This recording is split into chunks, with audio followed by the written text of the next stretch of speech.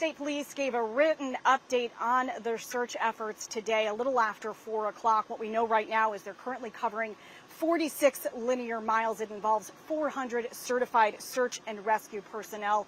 It also includes 34 volunteer fire companies. We're told the FBI and the U.S. Marshal Service are involved in the search. We have been watching as crews have been coming and going. This is the entrance to Moreau Lake State Park behind me.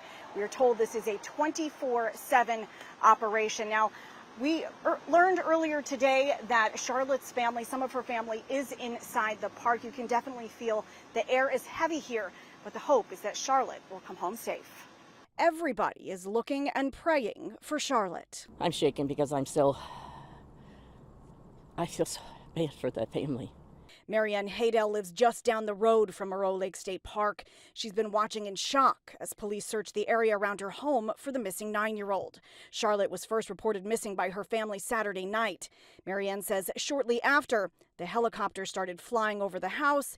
Then dozens of police officers were in the woods. That's when I found out this poor little girl was missing. And I got to tell you the truth, I never saw anything like it in my life. And I'm still shaken. I couldn't sleep that night, just the thought of this little girl being lost out here where my kids for years all went over there to the Moreau Lake State Park. They thought that was their park. Charlotte's disappearance has led to a massive response, including hundreds of officers, firefighters, and specially trained first responders. This was the scene late Monday morning as a canine crew made its way outside the park's entrance.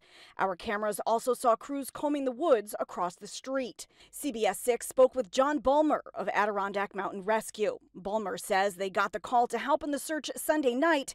A not-for-profit, Adirondack Mountain Rescue consists of specially trained volunteers with expertise in searching the wilderness. What is challenging about these types of searches, in particular the park here? Why would someone with that particular expertise be needed? The park itself is challenging because it's large.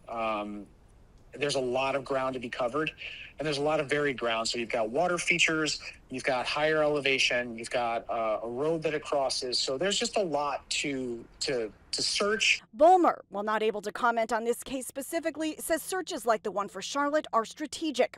He says teams spread out and cover blocks of land, often walking side by side. This video taken right around 3:30 Monday afternoon.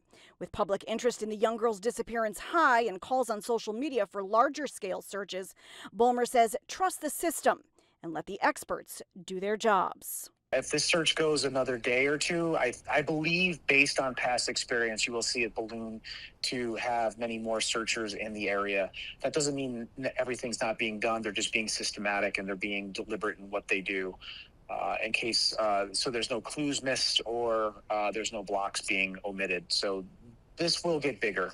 Bulmer says his organization was asked to provide crew bosses for this search. What that means is they have somebody that comes out and works with these individual teams as they head out into the woods because they have the expertise that other members of police and fire departments do not have. Bulmer says that they have already been asked to return tomorrow. Reporting in Gansevoort, Jackie Slater.